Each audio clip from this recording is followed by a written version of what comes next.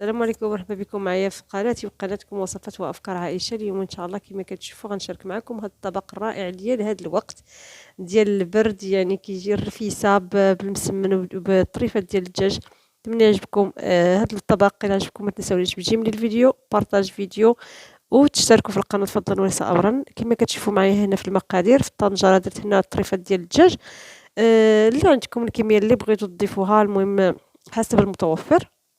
المهم درت انا 2 المعالق كبار ديال الزيت النباتيه والعطريه، الكمون، الخرقوم، تحميره، سكنجبير، شويه ديال الملحه والثومه، واحد 4 دروسه. عندي هنا البصله كبيره اللي قطعتها شرائح وقطعتها هكا طريفات صغار، وغنضيفها على الدجاج ديالي وغادي نحركو مزيان. والثومه كنخليوها هكا صاينه. كما كتعرفوا هذا الرفيسه كتبغي البصله وكتبغي الثومه حتى هي. صافي، الا عندكم كما قلت لكم شويه ديال راس الحانوت كتجيبيها زوينه، ما كايناش ماشي مشكل، غير هاد المقادير بركه.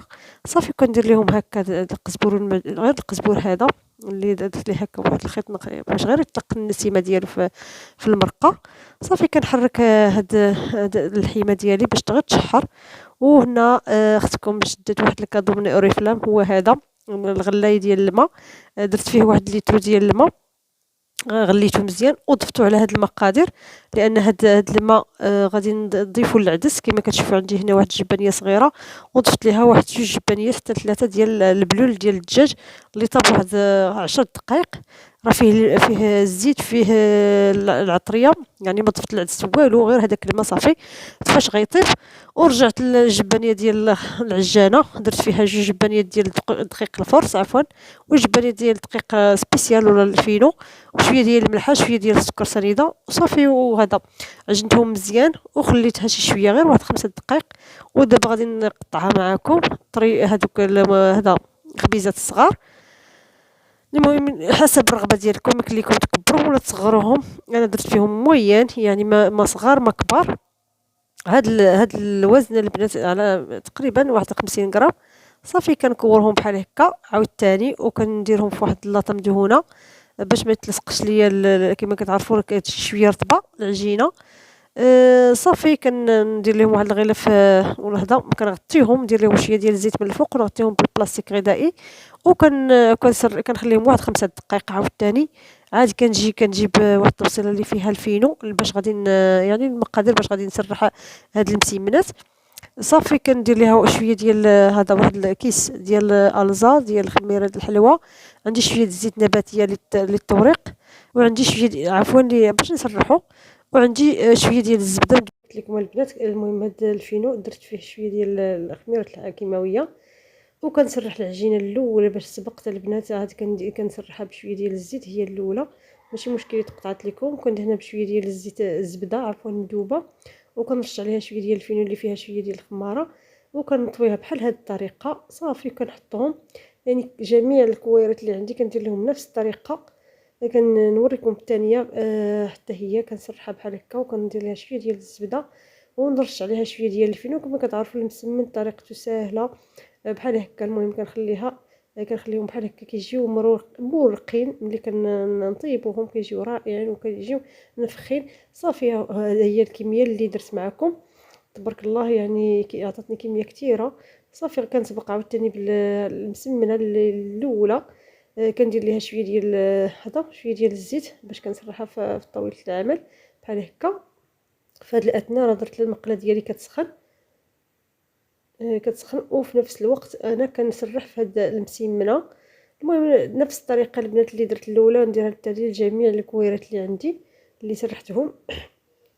غير ضروري المقله ديالنا تكون سخونه، وكندهنها بشويه ديال الزيت، وكنقلبوهم حتى كيتنفخوا وكيطيبوا. يعني وحده مورا وحده. صافي كنكمل الكميه ديالي ان شاء الله، وغتشوفوا معايا كيفاش كيجيو. يعني كيجيو رائعين صراحه. يعني هاد الوصفه ديال هاد الوقت ديال البرد يعني مغذيه وكتشبع وكتجي لذيذه. يعني اللي عزيز عليها الرفيسه اكيد غادي يكون فيها سميتو، يعني غادي تكون فيها تكون عنده الرغبه باش ينوض يدير المسيمنات ويدير هذا المرقه ديال الرفيسه. كما شفتوا معايا راه المقله ديالي سخونه ديال الوجديه، كندير فيها شي شويه ديال الزيت ونحط المسيمنه بحال هكا. ضروري بقى ندورهم دغيا انا حطيتها في نفس الوقت كنسرح في الثانيه، ندير لها شويه ديال الزيت من الفوق وكندورها كيما شفتوا البنات هكا اللي درت الاولى. غنشارك معكم الثانيه كيفاش درت ليها حتى هي كتجي زوينه، يعني كتجي منفخه، كتجي طيبه من الداخل صافي. المهم ها هي كيما كتشوفوا كندير لها شي شويه ديال الزيت، هي كتنفخ يعني بحال هكا. كتعرفوا بان المسمن ديالكم ناجح 100%. و يعني بحال هكا ما كيعذبش، يعني ما كيكونش معجن من الداخل. كما كتشوفوا كنطيبوا بحال هكا البنات كيجي رائع. ولكن في الاخر استعملت 2 المقلات، شديت هذه ديال الطيفات استعملتها حتى هي باش دغيا نكمل الكميه اللي عندي. ملي كملتهم كما كتشوفوا الطبسي العامر، جبت معايا واحد المول هذا مدور، المرقه ديالي واجده، العدس، البيض حتى هو، الحلبه حتى هي سلقتها صافي. كنجيب المسمن ديالي، عاوني هنا ولدي منير الكبير، المهم هو اللي تشهاها قال لي ضروري ماما ديريها لينا صافي. وجبت واحد الطبسيل فاش غادي حسب افراد العائله. درتها في الطبسيل كما كتشوفوا. ملي درتها في الطبسيل جبت المرقه حتى هي كنقاد فيها.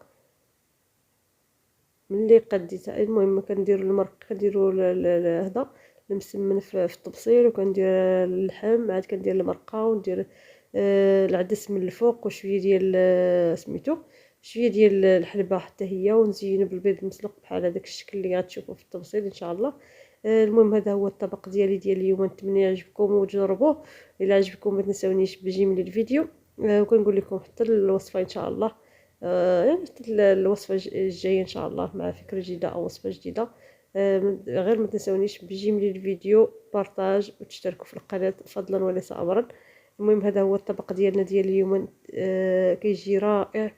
وكما قلت لكم ديال هذا الوقت ديال هذا الجو ديال البرد كيجي معاه بحال هكا، يعني بحال هاد الوصفات القطرني ولا المسمن، يعني التريد هذا الرفيسه بالمسمن كتجي ساهله.